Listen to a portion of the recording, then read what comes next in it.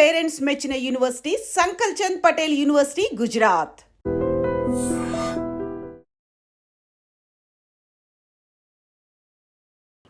Hi అండి, నేను మీ తారక్ గౌడ్. తెలంగాణ విద్యాసమితి మరియు ఐడ్రీమ్ మీడియా సంయుక్తంగా 2025 వెబ్సైట్ విద్యార్థులకు అవగాహన కార్యక్రమం నిర్వహించడం జరుగుతుంది. దానిలో భాగంగా ఈ వీడియో చేయడం జరుగుతుంది. ఈరోజు July 10th last web options పెట్టుకోవడం అనేది ప్రతి విద్యార్థి ఫస్ట్ ర్యాంక్ నుంచి లాస్ట్ ర్యాంక్ వరకు అందరూ వెబ్ ఆప్షన్స్ చూసుకోవచ్చు, వెరిఫై చేసుకోవచ్చు, కొత్త ఆప్షన్స్ పెట్టుకోవచ్చు, ఉన్న వాటిని ఎడిట్ చేసుకోవచ్చు. సో దానిలో భాగంగా మనకు ఫస్ట్ మీకు ఎప్పుడైనా వెబ్ ఆప్షన్స్ పెట్టుకునేటప్పుడు వాటి కోడ్ కావాలి, కాలేజ్ కోడ్ కావాలనుకోండి. ఫర్ ఎగ్జాంపుల్ ఏఎస్ కాలేజ్ ఉంది ఇక్కడ, దాని కోడ్ ఏంటి? ఏసీఈజీ. మీరు ఈ కోడ్ మీద క్లిక్ చేస్తే చూడండి ఆ కాలేజీలో ఏవేవి బ్రాంచ్లు ఉన్నాయి, ఎన్ని నెంబర్ ఆఫ్ సీట్స్ ఉన్నాయి, కాలేజ్ ఫీజు ఎంత క్లియర్గా ఉంటుంది. ఇక్కడ హాస్టల్ ఉందా లేదా, ఎస్టాబ్లిష్మెంట్ ఏ ఇయర్ అని 2007 J/H. ఇట్లా ప్రతి కాలేజీకి సంబంధించి కూడా మీకు కోడ్స్ ఉంటాయి. ఈ కోడ్స్ని మీరేం చేయాలంటే మీకు ఒక చిన్న ఎక్సర్సైజ్ చేయడానికి ఒక పేపర్ ఇచ్చారు, చూసుకోండి ఒకసారి. ఇది మొదటి విడతే కాబట్టి మీరు చేయాల్సింది మాన్యువల్ ఆప్షన్ ఫామ్ అని ఉంది. దీనిలో మీరు సింపుల్గా కోర్సు ఏమేమి కోడ్ ఇచ్చారు, కాలేజు కోర్సు ఏం పెట్టుకున్నారు, నెంబరింగ్ మీరు పేపర్ మీద ఎక్సర్సైజ్ చేసుకోండి. ఈ పేపర్ మీద ఎన్ని ఆప్షన్స్ పెట్టుకోవాలి, ఏ కాలేజీలు పెట్టుకోవాలి, ఏ కోడ్ పెట్టుకోవాలి రాసుకుంటే ఏంటంటే ఈ పేపర్ మీరు సిస్టమ్ ముందుకు వెళ్ళేటప్పుడు, ఎప్పుడైతే మీరు కౌన్సిలింగ్ మన వెబ్ ఆప్షన్స్కి వెళ్తున్నారో ఆప్షన్స్కి వెళ్ళి పేపర్ మీరు ముందు పెట్టుకుంటే క్లియర్గా పెట్టవచ్చు. మళ్ళీ ఒకటి వెనక్కి ముందు డూప్లికేట్ కాకుండా సింపుల్గా పెట్టుకోవచ్చు. ఆప్షన్స్ పెట్టేటప్పుడు ఏదైతే మాన్యువల్ ఫామ్ ఉందో ఈ ఫామ్లో ఫస్ట్ రాసుకోండి. మీరు ఏమేమి కోడ్స్ పెట్టుకుంటున్నాము, ఏ కాలేజ్ పెట్టుకున్నాము, నెంబర్స్ అనేది దీంట్లో ఇచ్చుకోవటం వల్ల మాన్యువల్ ఈ ఫామ్ మీ ముందు ఉంటుంది. ముందు ఉన్న తర్వాత దాన్ని ఒక్కొక్కటిగా మీరు ఆప్షన్స్ పెట్టుకుంటూ రండి. కాలేజ్ కోర్స్ మీకు ఆల్రెడీ ఎక్కడ చూడాలో చెప్పాను. దాంట్లో ఏ కోర్సును మీకు తెలుస్తుంది, ఏ కోర్స్కి ఏ కోడ్ ఉంటుందో కూడా తెలిసిపోతుంది కాబట్టి ఈజీ అయిపోతుంది. ఈరోజు సాయంత్రం వరకు ఉంటుంది కాబట్టి 13వ తారీఖు అంటే 13th రోజు మీరు పెట్టుకున్న ఆప్షన్స్ ఏవైతే ఉన్నాయో దానికి సంబంధించిన ఏ సీట్ వస్తుంది, ఏ కాలేజీలో వస్తుంది అనేది మీకు మాన్యువల్గా వస్తుంది, మీ మొబైల్కి వస్తుంది. అప్పుడు మీరు అనుకున్న కోర్సు వచ్చినట్లయితే, మీరు అనుకున్న కోర్సు కానీ కాలేజ్ కానీ వచ్చినట్లయితే మీరు ఎటువంటి చేంజెస్ చేసుకోవాల్సిన అవసరం లేదు. మీరు ఆప్షన్ పెట్టుకున్న తర్వాత సీట్ రాలేదు, మీరు అనుకున్న బ్రాంచ్ రాలేకుంటే 14th 15th మళ్ళీ 2 days ఆప్షన్ ఇస్తారు. మీరు అడిషనల్గా ఆప్షన్స్ పెట్టుకోవడం కానీ చేంజెస్ చేసుకోవడం కానీ జరుగుతుంది. ఎవరైతే 10,000 లోపు ఉన్న వాళ్ళు ఎక్కువ మంది కొంత హుషారు ఉండంటే కొంత ఓవర్లుక్ చేసి మాకు ఖచ్చితంగా 10,000 ర్యాంక్ రూపే వచ్చింది కాబట్టి మాకు మంచి కాలేజ్ సీట్ వస్తుందని చెప్పేసి నెంబర్ ఆఫ్ ఆప్షన్స్ చాలా తక్కువగా పెట్టుకుంటారు.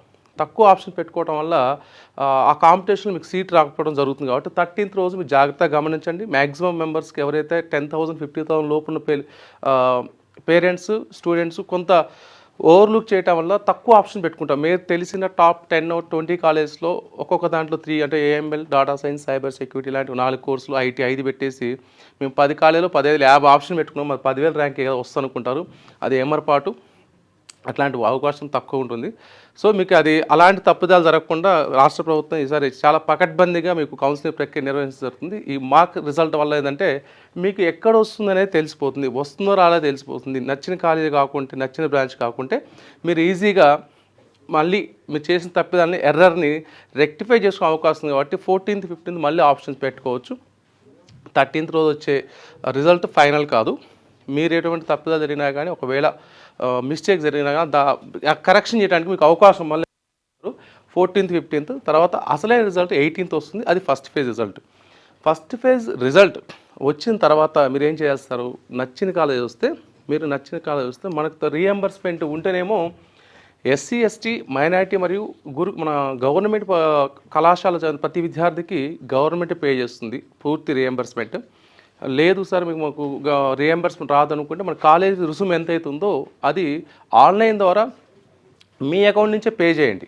మీ అకౌంట్ నుంచి పే చేసిన తర్వాత అది మన గవర్నమెంట్కి పే చేస్తున్నాం. అంటే మొదటి విడత, రెండవ విడత, మూడవ విడత వెళ్ళే వరకు కూడా లాస్ట్ వరకు ఏ కాలేజ్ సీట్ ఉంటుందో ఆ కాలేజ్ అమౌంట్ ఏదైతే ఉందో ఆ అమౌంట్ వరకు మాత్రమే కాలేజీకి వెళ్తుంది లాస్ట్కి. కానీ అప్పటి వరకు గవర్నమెంట్ హ్యాండ్ ఓవర్లో ఉంటుంది. మీరు సీట్ అలొకేట్ అయిన తర్వాత వచ్చిన అమౌంట్ ఏది ఉందో మీ కార్డు ద్వారా లేదా మీకు తెలిసిన కార్డు ద్వారా మాత్రమే కట్టండి. చాలా వరకు మీ సేవ నుంచి ఆడ నుంచి కడుతుంటారు. అవి 10,000 ఎవరైతే మనము ఫీజు రియంబర్స్మెంట్ కాకుండా ఫ్రీ అడ్మిషన్స్ ఉన్న ఎస్సీ ఎస్టీ మైనారిటీ పిల్లలకి 10,000 ఎక్స్ట్రా కట్టించుకుంటారు. ఇవి ఎప్పుడో 3 మంత్స్కో 4 మంత్స్కో గవర్నమెంట్ రియంబర్స్ చేస్తుంది. వెంటనే 3-4 మంత్స్ పట్టొచ్చు.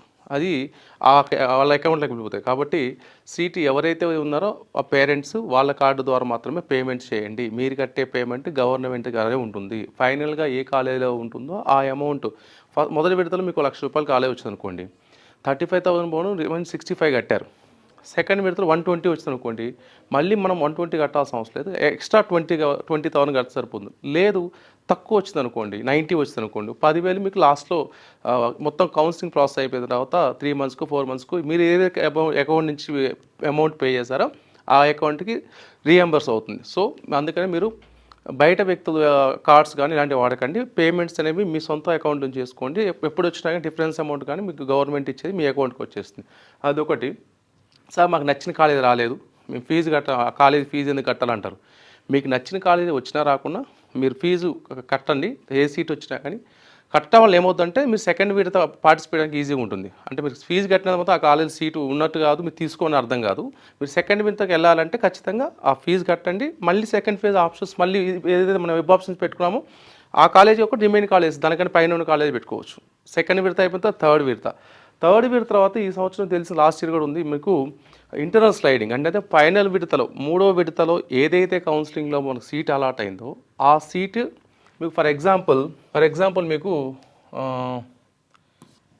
ఏఎస్ కాలేజీలో వచ్చింది. ఏమొచ్చింది? ఈసీయూ వచ్చింది అనుకుందాం. ఏది? 3వ విడతలో. అప్పుడు ఈసీ పైన ఉన్న బ్రాంచ్లు ఐటీ కావచ్చు, సిఎస్ఎం కావచ్చు, సిఎస్సి కావచ్చు, దీంట్లో ఏదన్నా వేకెన్సీ ఉందనుకోండి, మీరు ఈసీ నుంచి ఈ కాలేజీలో ఈ బ్రాంచ్లో ఆప్షన్స్ పెట్టుకోవచ్చు. ఇట్లా పెట్టుకోవటం వల్ల గతంలో మనకు రియంబర్స్ రాకపోయేది. ఇప్పుడు ఇంటర్నల్ స్లైడింగ్ పెట్టుకోవటం వల్ల కూడా మీకు రియంబర్స్మెంట్ ఉంది. కాబట్టి మీకు నచ్చిన ఇప్పుడు ఈసీ కాకుండా ట్రిపుల్ వచ్చింది అనుకోండి, ట్రిపుల్ పైన వేకెన్సీ ఏమైనా ఉన్నాయి అనుకోండి, ఈసీలో ఉండొచ్చు, ఐటీలో ఈసీలో సిఎస్సీలో ఉందనుకోండి, మీరు ఇక్కడి నుంచి ఇక్కడ షిఫ్ట్ అవ్వచ్చు, అవకాశం ఉంటాయి. మీలాంటి ట్రిపుల్ పిల్లలు వేరే వాళ్ళు ఉంటారు, మెకానిక్ వాళ్ళు ఉంటారు, ఈసీ పిల్లలు ఉంటారు. కాబట్టి అక్కడ ఏ రిజర్వేషన్ సీట్ వేకెట్ ఉంటే వాళ్ళకి అవకాశం ఉంటుంది. అది లాస్ట్ ఫైనల్ విడతలో ఉంటుంది. సో ఇన్ని అవకాశాలు ఉన్నాయి కాబట్టి జాగ్రత్తగా ఎక్సర్సైజ్ చేసుకోండి. తర్వాత ఇంకా మీరు చేయాల్సిందల్లా 13th అలా సీట్ వచ్చిన తర్వాత చెప్పా కదా, ఒక్కసారి 1-2 సార్లు అంటే మామూలుగా కాలేజీ వాళ్ళకి తెలియదు, ఓన్లీ ఎవరైతే విద్యార్థి పార్టిసిపేట్ చేస్తారో వాళ్ళ మొబైల్కి వస్తుంది. కాబట్టి ఎక్కువ ఆప్షన్ పెట్టుకొని పిల్లలు 13th రోజు జాగ్రత్త ఎస్ఐ పెట్టుకోండి. అందరూ సిఎస్సి పెట్టుకుంటారు. నార్మల్ ఇప్పుడు ఏమవుతుందంటే గతంలో ఫర్ ఎగ్జాంపుల్ 1000 సీట్లు ఉన్నాయి అనుకుందాం. 1000 సీట్స్లో మనకు మెజారిటీ 60% సిఎస్సి, ఓన్లీ సిఎస్సి ఉండేది. ఇప్పుడు ఏమైంది? సిఎస్సి ఒకటే కాదు, సిఎస్ఎం వచ్చింది, సిఎస్డి వచ్చింది, డేటా సైన్స్, సైబర్ సెక్యూరిటీ వచ్చింది. ఇవి కాకుండా మనకు నార్మల్గా ఉన్నాయి కదా ఈసీ, ఐటీ, ఇవన్నీ ఉన్నాయి. వీటిలో అసలు పోటీయే లేదు. ఈ సంవత్సరం కాస్త అనుకున్న దానికంటే ఈసీకి కాస్త పోటీ ఉంది ఈ సంవత్సరం. కానీ లాస్ట్ ఇయర్ 1000 మంది విద్యార్థులు ఆప్షన్స్ పెట్టుకుంటే 600 మంది ఓన్లీ సిఎస్సిఏ పెట్టుకున్నారు. మిగతా 400 మంది సిఎస్ఎం, సిఎస్డి పెట్టుకున్నారు. ఇప్పుడు ఏమైంది తెలుసా? కంప్లీట్ ట్రెండ్ చేంజ్ అయిందండి. 1000కి 800 మంది ఏఎంఎల్ పెట్టుకుంటున్నారు. చూడండి, 1000కి 600 సిఎస్సి ఎక్కడ, 1000కి 800 ఏఎంఎల్ ఎక్కడ? ఇంత కాంపిటీషన్ ఏఎంఎల్కి ఉంది. కానీ విషయం తెలియంది ఏంటంటే పేరెంట్స్కి మరి ఎందుకు ఇలా చేస్తున్నారో కానీ మీరు ఒకటి ఆలోచించాలి. సిఎస్సి అనేది ఇది వైట్ పేజ్ అండి, వైట్ పేజ్. దీంట్లో మీరు ఏదైనా రాసుకోవచ్చు, ఏ కలర్తో అయినా రాసుకోవచ్చు, ఎనీ కలర్.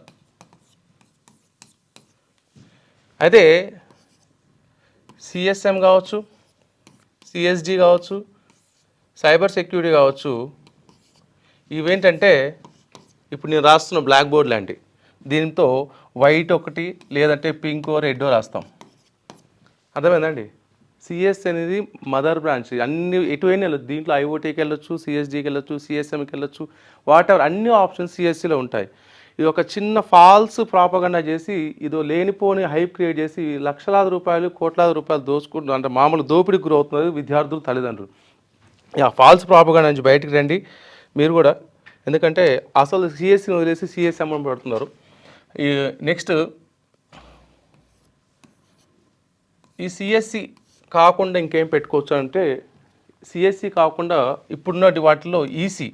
ఎందుకంటే ఇప్పుడు వచ్చే ఈసీ ఈవీ సిస్టమ్ తెలుసు కదా మీకు. వచ్చే మోటార్ సైకిల్స్ కావచ్చు, కార్లు కావచ్చు, బస్సులు కావచ్చు, మొత్తం కంప్లీట్గా రానున్న 5-6 ఇయర్స్లో మొత్తం ఈసీ మెకానికల్ సంబంధించిన వాళ్ళకి ఖచ్చితంగా డిమాండ్ ఉంటుంది.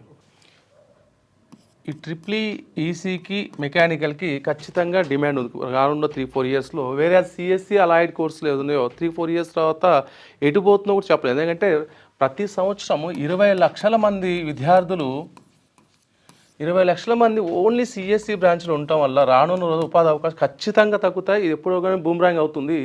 ఇక్కడ వచ్చేసరికి ఉపాధి అవకాశాలు అనేది ఖచ్చితంగా సరే వీటంతా స్పైక్ ఉన్నా కానీ ఖచ్చితంగా వీటిల్లో రానున్న రోజులు మంచి ఉపాధి అవకాశాలు ఉన్నాయి.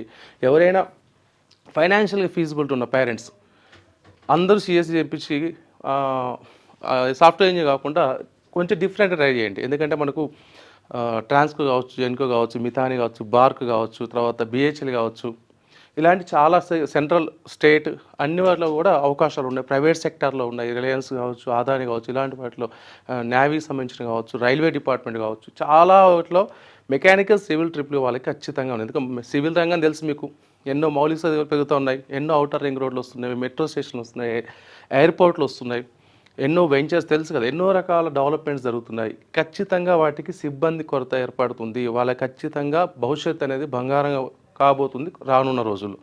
సరే ఒకసారి ఇంతవరకు అయితే జనరల్ టాపిక్ అండి. ఒకసారి 13th రోజు వచ్చిన సిచ్యువేషన్ బట్టి 18th రిజల్ట్ని బట్టి మనం ఫర్దర్గా ఏం చేయాలనేది ముందు కార్యక్రమాలు నేర్చుకున్నాం. Thanks for watching. Subscribe iDream media.